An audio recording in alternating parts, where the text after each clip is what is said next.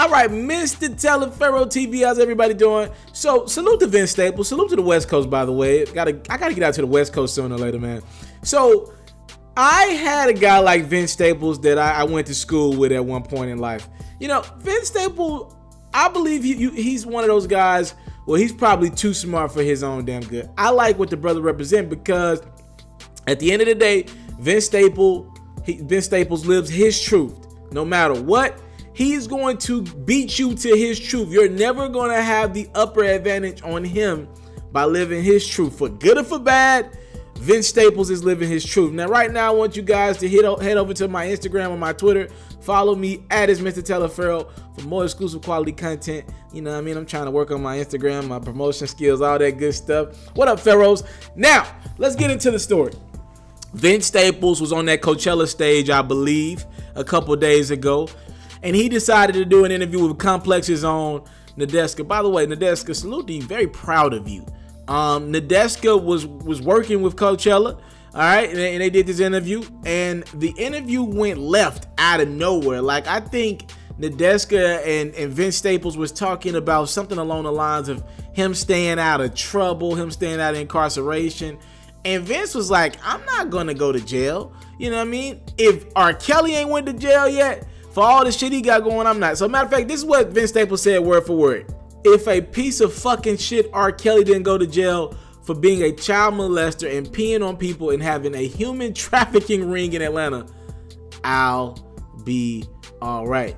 Now, in a literal sense, R.Kelly has been accused of some very serious stuff. Did he do it or not? I don't know, but here's what I tend to believe. When you choose not to do interviews about stuff or talk to people about stuff in the public domain as a celebrity, I believe you either A, you got something to hide, or B, you're so comfortable in your truth you don't feel as if though you ever need to talk about something. Now, maybe R. Kelly is the B. Maybe he's so comfortable in his own truth he know he ain't got nothing to talk about or discuss. He don't feel the need to ever do an interview about, well, a current one, right? Because he did try to do an interview a couple years ago and somebody brought it up and he walked out on the interview. And R. Kelly did interviews with certain stuff when it was happening, but I feel as if though R. Kelly needs to give an up-to-date for a new generation because he's still being accused of very sick stuff, if you ask me. A 50-year-old man who's been accused of holding women who are legal, who are 18 years of age, against their will in some sort of like cult or like sex, human trafficking. Like he got him held out in a basement type shit. That's some sick shit, bro. Like, I would never want to be accused of some shit like that. And if I know I didn't do that, I'd want to clear my name on some shit that sick. He's had shows canceled after this. But nevertheless, R. Kelly's still touring and the show still goes on. I mean, it's like the brother, no matter what, he still got that fan base that's still gonna rock out with him. Now, after Staples' interview, he got some pushback, apparently from somebody in the R. Kelly's camp. Vince Staples tweeted this out yesterday. He said, I got a text saying R. Kelly's people is looking for me. Guess it's time to get security. The Pied Piper is coming. Listen, man, this makes me want to ask you guys a very interesting question. And I just want to know your opinions on this. I don't have the right answer to this. I don't know if there is a right answer for this.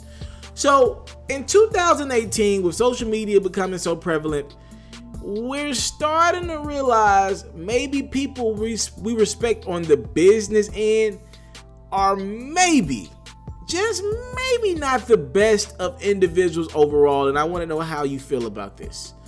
People who've harmed other people, but they have an art or a talent that you respect, a la a Russell Simmons, who's legally going through it right now, a Bill Cosby, whose name has been dragged through the mud. We also know he was trying to buy NBC, but at the same time, Bill Cosby's name has been dragged through the mud because of this little pudding pop pill, whatever the hell he was doing with Quaaludes.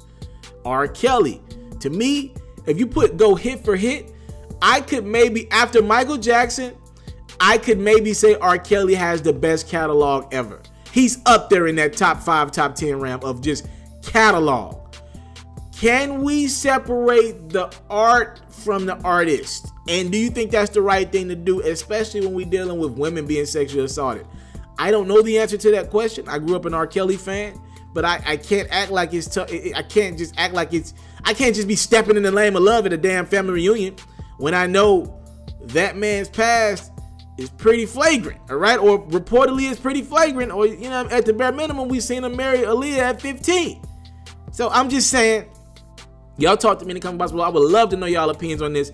Can you separate the artists from the art that they created?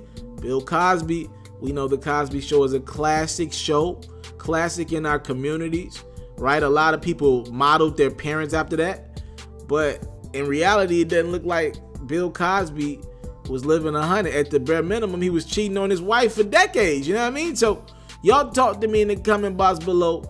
Thank y'all for the time, love, and support. I don't take it for granted. Subscribe to me. I'm out. I want to salute you, homie, you know, for building your own thing and doing your own thing, creating your own platform, your own website. I got one life to live out my dreams, and I'm giving this thing all I got. I interview celebrities. I talk sports. I represent the culture. Right now, you're turning up on itsmrtaliaferro.com, shawty.